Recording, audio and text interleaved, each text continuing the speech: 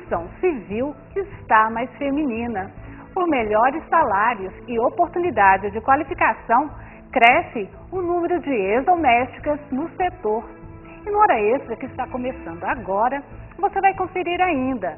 Psicologia do testemunho é tema de palestra no TRT de Goiás. E o meio ambiente do trabalho no campo é um assunto abordado no bloco de entrevistas com o procurador-chefe do Ministério Público do Trabalho em Goiás, Januário Justino Ferreira. De olho em características femininas como capricho e cuidado, as empresas da construção civil estão contratando cada vez mais mulheres. Veja a reportagem. Ex-empregada doméstica Eunice dos Santos começou a trabalhar na construção civil há 10 anos, por influência da irmã Sandra dos Santos, também na profissão há mais de 20 anos. Mãe de 2 filhas, Eunice parece ter tomado gosto pela atividade. Eu era empregada doméstica. E hoje está compensando mais ficar na construção civil? Tá bem mais. Sandra também é uma das personagens de uma nova realidade na construção civil. Um segmento historicamente dominado pelos homens assiste aos poucos à entrada de mulheres vindas de outro setor de predominância feminina. Elas buscam benefícios, melhores salários, satisfação, crescimento profissional e até mesmo carteira assinada. Sandra, que também já foi gari e trabalhou no lixão, diz que no começo chegou a enfrentar o preconceito dos colegas homens. Ainda tem muita gente preconceito, né? Mas é um serviço que eu gosto de fazer, né? E criei meus 2 filhos trabalhando em construção civil. Até hoje estou aqui. E às vezes as pessoas falam assim, nossa, é louca, serviço de construção civil, mas é para homens. Segundo informações do Banco de Empregos da Construção Civil, as mulheres ocupam hoje 3.000 vagas no estado no setor. As principais funções exercidas por elas são de azulejistas e rejuntadeiras. Em média, elas ganham R$ 1.200 por mês, mais benefícios médicos e odontológicos. O presidente da Associação das Empresas do Mercado Imobiliário de Goiás, Ilésio Ferreira, diz que a ideia é atrair ainda mais mulheres para a construção civil. Nós entendemos que a mão de obra feminina ela é importante no trabalho final nosso, principalmente naquelas etapas onde entra um acabamento, a parte final de acabamento, a obra fina, que a mulher tem mais habilidade, tem mais cuidado, é um profissional mais assíduo, mais responsável. Então, é uma mão de obra que nos interessa muito. Por isso, nós temos preparado os canteiros de obra para recebê-las. O número de mulheres na construção civil ainda é pequeno. Esse número, então, tende a aumentar daqui para frente. Hoje a construção civil está com pleno emprego. Existe uma preocupação nossa que esse mercado ainda é crescente e que pode, em algum momento, faltar a mão de obra suficiente para fazer esse trabalho andar no prazo que precisa. Então, o mercado que a gente vê mais promissor é a absorção da mão de obra feminina. Em Goiânia, pelo menos 8 empresas não só empregam mão de obra feminina, como também fornecem treinamento e cursos de capacitação profissional. Para isso nós estamos preparando, estamos inclusive fazendo uma campanha, chamando mesmo pessoas de outras atividades, mas principalmente voltada para a mulher. E como tal, preparando para recebê-las, né? Tanto os canteiros quanto a questão da formação, quer dizer, de dar a elas essa formação, esse treinamento específico para aquelas funções que elas venham desempenhar. Por que as empresas hoje estão contratando mais mulheres na construção civil? É por motivo do aquecimento do mercado, né, que está tendo muita obra e as mulheres que tinham antes não estão atendendo a demanda hoje. E por isso aumentou a contratação, né? A gente aumentou aí na média de uns 70% hoje das mulheres que tinha antes nas obras. E qual que é a característica principal da mulher nesse setor?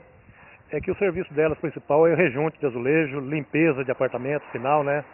E é onde elas encaixam melhor, que o homem não tem aquele capricho que a mulher tem nesse tipo de serviço. A valoração do testemunho e técnicas para se aproximar da verdade podem ajudar o juiz a melhor conduzir o interrogatório. Trata-se da psicologia do testemunho, tema abordado pela desembargadora Suzana Camargo durante palestra realizada em Goiânia. As testemunhas são os olhos e as orelhas da justiça, já dizia o jurista e filósofo inglês Jeremy Bentham. Daí a importância para o magistrado do conhecimento sobre a psicologia do testemunho. Segundo a desembargadora Suzana Camargo, do Tribunal Regional Federal de São Paulo, se o juiz detiver conhecimento a respeito da psicologia do testemunho, poderá, com maior precisão e segurança, desvendar os mistérios da personalidade humana, quando da coleta da prova oral, e assim chegar a um julgamento justo e correto. A desembargadora salienta que o primeiro ponto a ser considerado pelo juiz é a linguagem verbal. É muito importante porque muitas vezes a testemunha diz coisas que não são confirmadas pela linguagem não verbal.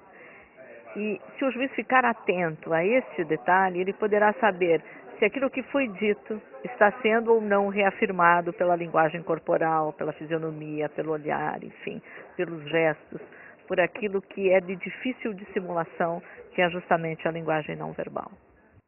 A desembargadora acrescenta que não basta o conhecimento jurídico. O magistrado deve olhar para as pessoas e para além do não desvendado e saber lidar com a testemunha supostamente mentirosa. Ele deve ter muita paciência, em primeiro lugar, para se certificar se efetivamente a testemunha está mentindo, né? E para isso ele precisa desvendar todo o conteúdo daquele relato, buscar detalhes. Ele não deve, já de inopino, dizer, olha, e qualificar a testemunha como mentirosa. Ele precisa, antes de mais nada, fazer muitas perguntas, buscar detalhes, para ao final, no momento até da sentença, aquilatando todo o conjunto probatório, chegar a uma conclusão que houve ou não um falso testemunho e determinar então a remessa de peças para a consequente responsabilização penal. E no próximo bloco, o procurador-chefe do Ministério Público do Trabalho em Goiás, Januário Ferreira, fala sobre o meio ambiente do trabalho no campo. Voltamos a seguir.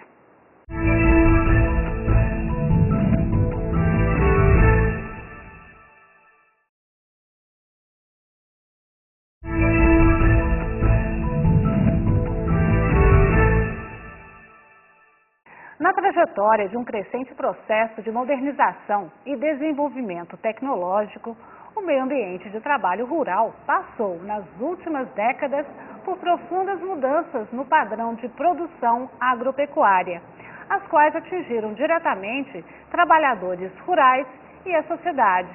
No entanto, o avanço tecnológico não beneficiou os trabalhadores, que sofrem com o descumprimento de normas legais básicas de preservação do meio ambiente do trabalho. Sobre o assunto, nós conversamos agora com o procurador-chefe do Ministério Público do Trabalho em Goiás, Dr. Januário Justino Ferreira. Dr. Januário, as condições de trabalho no campo, elas não acompanharam a evolução tecnológica. Hoje existe um maquinário muito pesado, potente, avançado tecnologicamente e, ao mesmo tempo, essa tecnologia ela não beneficiou o trabalhador que ainda ele está desempenhando suas atividades em condições precárias. Isso prejudica a sociedade? Olha, Márcia, primeiro eu quero agradecer esse espaço conferido ao Ministério Público também aqui para mostrar suas ideias e demonstrar também o que o Ministério Público vem fazendo nesse setor para proteger o trabalhador nos seus locais de trabalho. Bem, essa evolução tecnológica que chegou no campo, ela se deve principalmente na segunda metade do século passado, quando ali nos idos de 1960, houve aquele chamado êxodo do trabalho rural, do trabalhador rural. Ele veio para a cidade em decorrência da tecnologia que chegou ao campo. Ali nós temos o começo de tudo isso, que esse trabalhador veio para a cidade e, consequentemente, em razão da chegada também das novas tecnologias, do desenvolvimento desse meio produtivo. Antes tínhamos a produção quase que para subsistência, e que chegou, por exemplo, chegaram, por exemplo, os defensivos agrícolas, as máquinas agrícolas com as suas tecnologias, e isso fez com que essa mão de obra se escasseasse no campo. Mas o trabalhador rural, não estava preparado para aquela chegada tão repentina. Então, lidar com um trator, que antes você trabalhava simplesmente com um trator comum para fazer o arado, arava a terra, gradeava e preparava ela para o solo. Mas a tecnologia chegou e esses defensivos chegaram também e fez com que houvesse um desbravamento, por exemplo, da área de cerrado. Por exemplo, no estado de Minas Gerais, no Triângulo Mineiro, Goiás, por exemplo, Mato Grosso, e fez com que o trabalhador passasse a lidar com esse tipo de máquina. Essas máquinas eram perigosas, não tinha aqueles equipamentos de proteção coletiva, e o trabalhador também, individualmente, e o próprio empregador, talvez desconhecendo dos resultados que poderia gerar, ele não passava a usar os equipamentos de proteção, seja individual ou coletivo. Então, o trabalhador passou a aplicar, por exemplo, defensivos agrícolas, a herbicida, por exemplo, os herbicidas, e fazendo com que ele venha se intoxicar com isso. Por exemplo, um exemplo típico desse trabalho. E também a sofrer acidentes com essas máquinas. Por exemplo, o indivíduo que trabalha no campo, por exemplo, um pequeno fazendeiro que tem lá um triturador e o seu empregado lidando com aquilo. E aquele empregado, não sabendo e não havendo o equipamento de produção coletiva nesse triturador, por exemplo, poderia colocar a cana, por exemplo, a ser triturada, ir lá e enfiar o braço também, perder a mão ou o braço, ou coisa nesse sentido, ou talvez até a vida. Então, essas máquinas fez com que o trabalhador passasse a sofrer mais prejuízo. E isso veio a esfacelar muitas famílias brasileiras. Na sua opinião, por que as condições de trabalho no campo são mais precárias do que para o trabalhador residente nas cidades, nos grandes centros urbanos? Veja a questão como uma questão cultural mesmo. No trabalho rural, ele é tido com qualquer atividade como normal.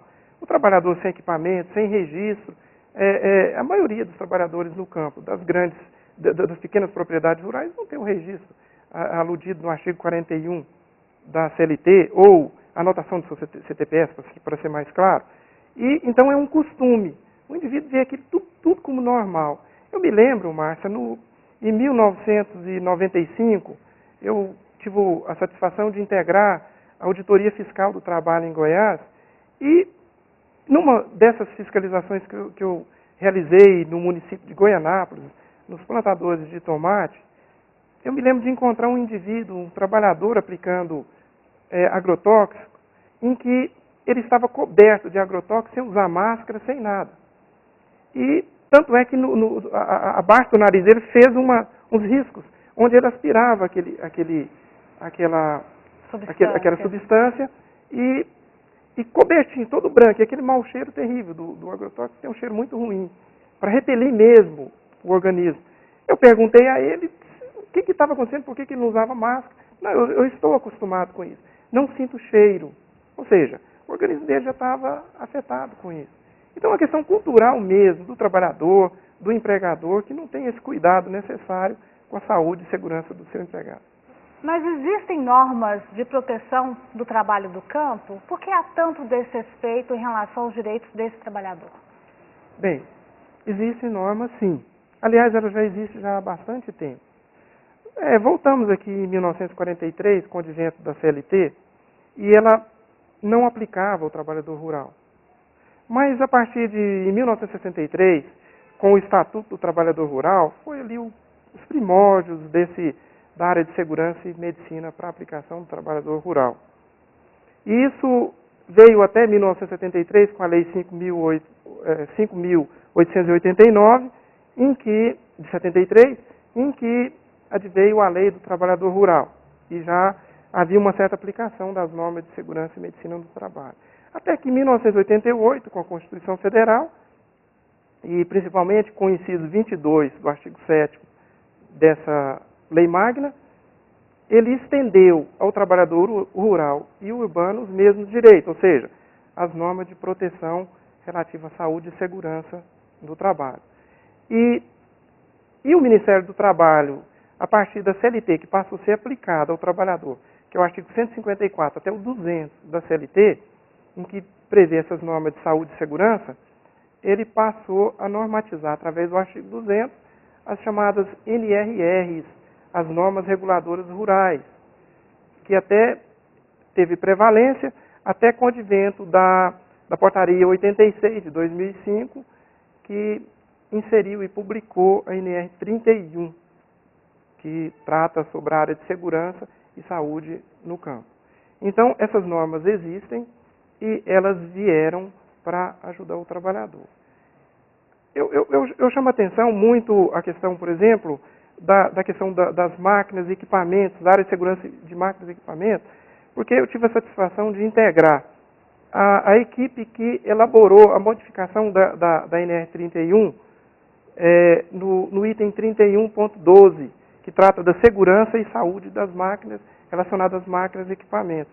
Ela sofreu modificação radical agora, com portaria publicada em dezembro de 2011, em que mudou as formas dessas máquinas, sendo obrigatório hoje qualquer máquina, não é opcional, mas sendo obrigatório sair de série, sair de fábrica, com todos os equipamentos de proteção coletiva, tanto as máquinas e equipamentos. Certo. Nós vamos para um rápido intervalo e voltamos já. Hoje falando sobre condições de trabalho no campo, com o procurador-chefe do Ministério Público do Trabalho em Goiás, Januário Justino Ferreira. Voltamos já.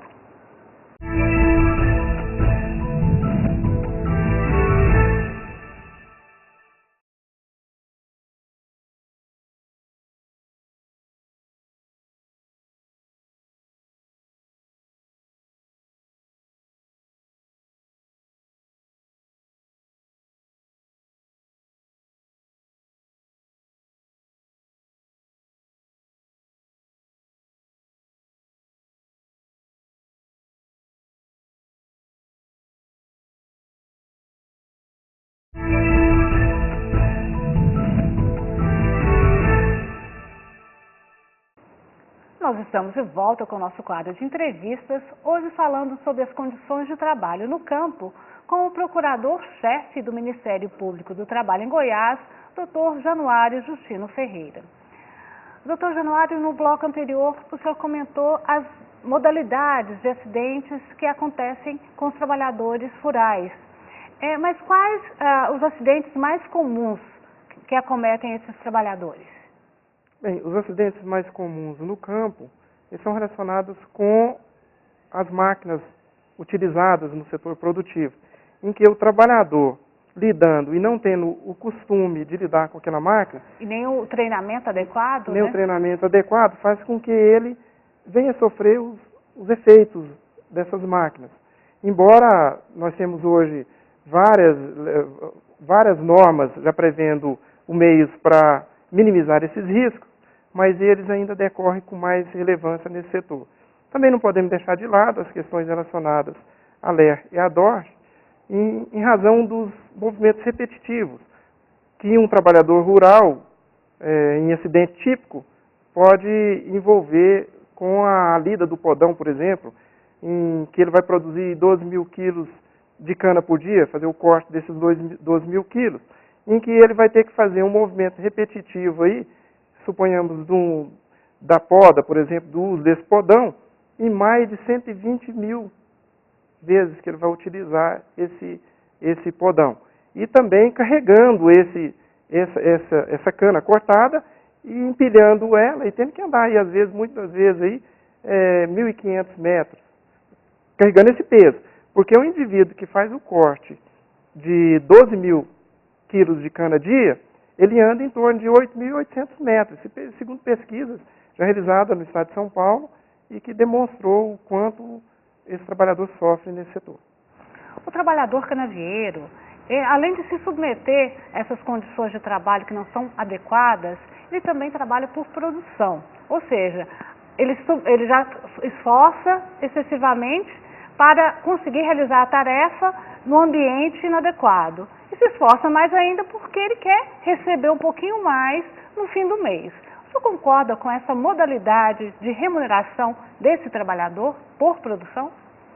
Bem, todo o Ministério Público vê com maus olhos a questão da remuneração por produção, porque isso vai depender muito dos esforços expendidos por esse trabalhador para obter seu próprio salário.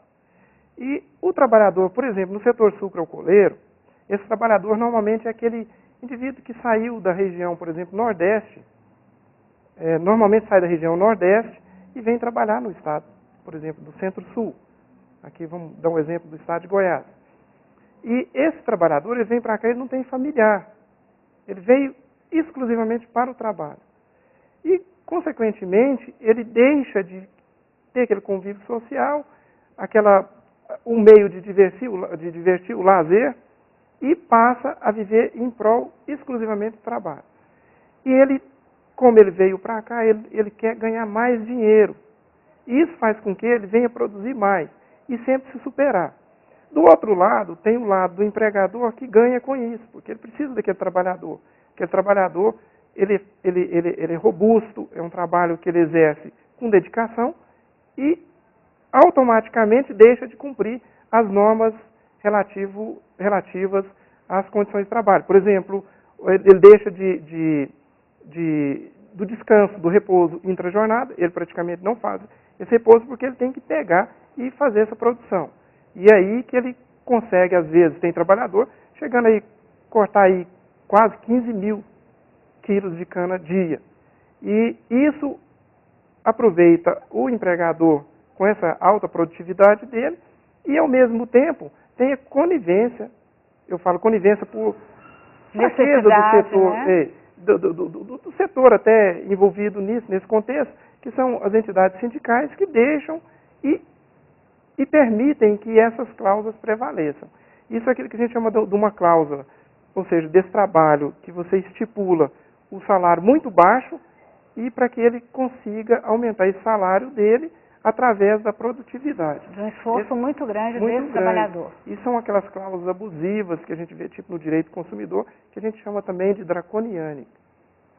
Para finalizar, eu gostaria que o senhor respondesse rapidamente como o Brasil é visto lá fora com relação a esse trabalho rural, com relação também ao trabalho escravo, que ainda é uma realidade aqui no nosso país. O Brasil não é bem visto aos olhos internacionais.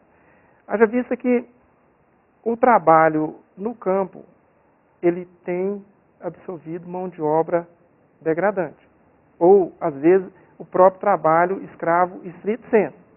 E a atuação da OIT, publicando, informando isso, a Anistia Internacional, que muitas vezes acompanham as fiscalizações realizadas pelo Ministério Público, junto com a Polícia Federal e a fiscalização do Ministério do Trabalho, vem demonstrando que essa realidade existe mesmo no nosso setor produtivo no campo. Isso faz com que o nosso produto exportado nesses setores, por exemplo, o açúcar e a próprio álcool, o etanol hoje, ele seja não visto com bons olhos na Europa, nos Estados Unidos, e em razão mais em relação a isso.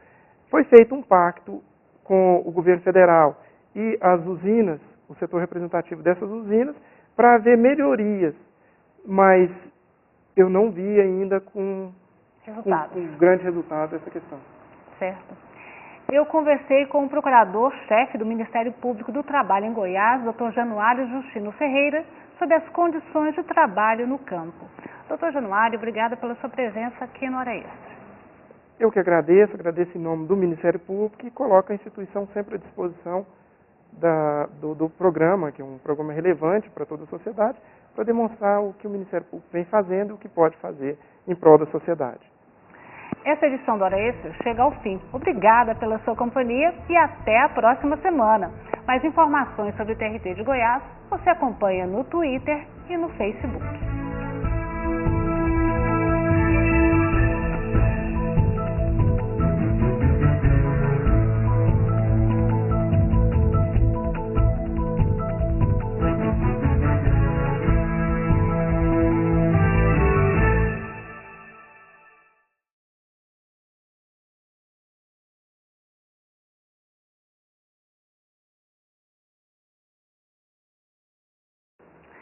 No Hora Extra desta semana, você vai conferir as seguintes notícias.